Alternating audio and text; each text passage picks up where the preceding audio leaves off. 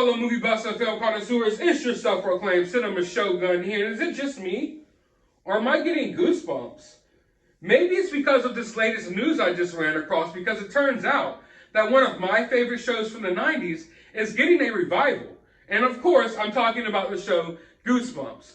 But before you get too excited, tamper down those expectations just a little bit, because this show is going to Disney+. Now, I have no problem with Disney. In fact, some of my favorite movies of all time are Disney movies.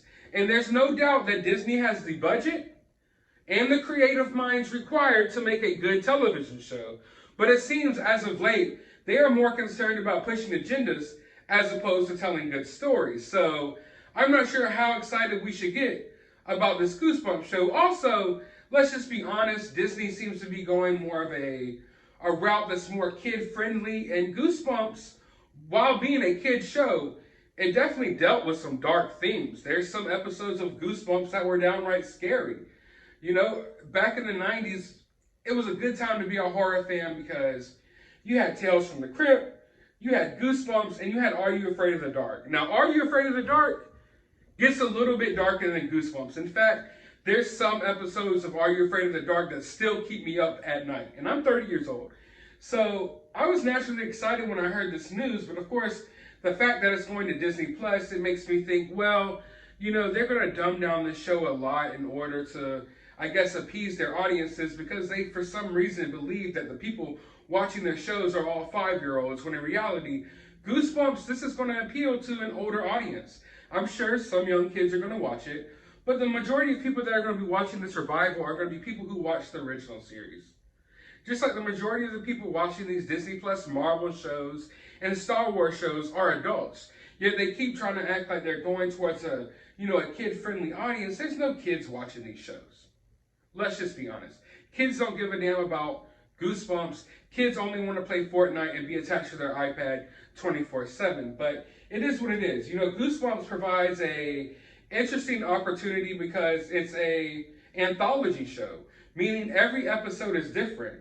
So even if you mess up on one episode, the next episode might be good. That's the thing and the beauty of Goosebumps and any anthology show, is the fact that there's different little stories being told. And even if one doesn't resonate with you, even if one doesn't seem scary, even if one doesn't seem entertaining, the next one might. So I feel like this is a perfect opportunity for Disney to really, do something good here. But then I look at the synopsis of the show, and I see that it's not going to be an anthology series at all. Now, there's 10 episodes coming to Disney Plus, but it says that the series follows a group of 5 high schoolers who unleash supernatural forces upon their town and must all work together thanks to and in spite of their friendships, rivalries, and past with each other in order to save it, learning much about their own parents' teenage secrets in the process. Now, I'm not saying that synopsis sounds bad. That sounds interesting. But if you're going to do a Goosebumps, the perfect formula is already there. Goosebumps put out a couple of movies in the past few years, and I'm a fan of those movies. Most people trash those movies. Most people hate them. I enjoyed them for what they were. But in those movies, of course, it wasn't an anthology series. They took Goosebumps and turned it into just one movie, and they took all types of little Goosebumps stories, and they threw it all in one film. So it was different than your traditional Goosebumps episode, and that's why people had a lot of issues with it. Now, I didn't mind those movies, but when it comes to a series, you have this perfect opportunity to just pick up where you left off. Goosebumps already gave you the perfect formula. People enjoyed it. It was perfect. So if you're going to do a revival, why turn it into something else? Why turn it into a long narrative story? That's not what people want. Now, I'm sure this could be interesting, but couldn't this just be another show? Couldn't it just be anything besides Goosebumps? If you're not going to honor the traditional material, then why name it after it? You're just going and you're reaching because you want to reach out to people with that IP, because Hollywood is scared to make original content these days. They have to attach all their content to prior existing names that already have fan bases. But what they're doing is they're destroying these shows and these movies that they're attaching to these original IPs instead of, IPs that are already known, instead of just creating original movies, because they know no one's going to watch their original shows and their original movies. So they attach them to names that we know and love, knowing that people are going to show up just because it's entitled Goosebumps. even though the show has nothing to do with what Goosebumps was. So I'm afraid that's what's going to happen here. And like I said, you got the perfect formula. The perfect formula. And the thing about shows like Goosebumps and Are You Afraid of the Dark, Tales from the Crypt, these shows that I'm talking about, these anthology shows, they give young filmmakers and upcoming filmmakers a lot of opportunities when it comes to these shows.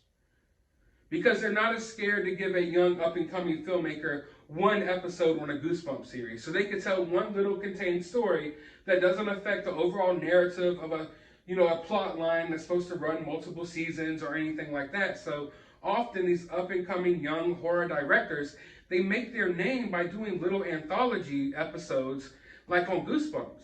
And I feel like Disney is not only not honoring the traditional material and honoring what Goosebumps actually came from, but they're taking away those opportunities from young up-and-coming filmmakers.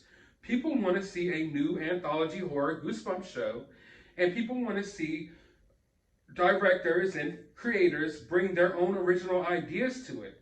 How cool is that? That if we got a 2022 Goosebumps show where young up-and-coming horror directors were able to show their chops and tell little 30-minute, 45-minute stories, horror stories, small contained stories. And every week you knew you were going to get something different. That is what people tuned into Goosebumps for. That's what people want. And this is a perfect opportunity to do that, yet they're going with this whole, a whole different route. So my expectations for this are very low.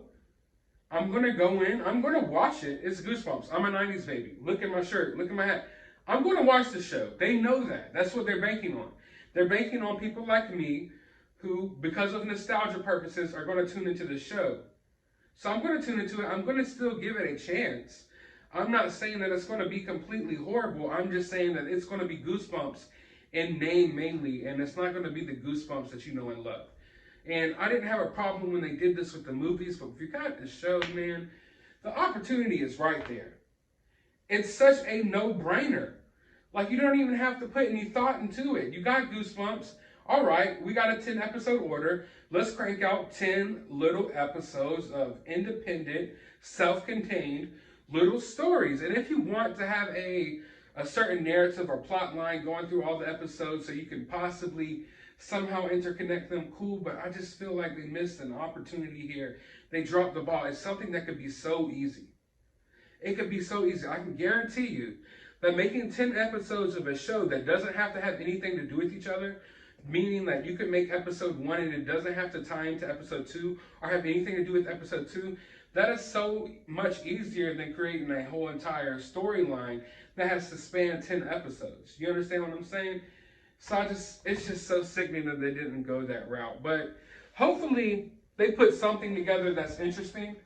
Like I said, the synopsis is not bad. It's just not Goosebumps.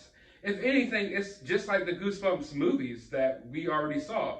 And they already did that, and people already hated that, so they're just doubling down on that again. It's like they don't listen to the fans. Listen to the fans. There's plenty of Goosebumps fans out there. They let it be known when y'all release these Goosebumps movies what they wanted.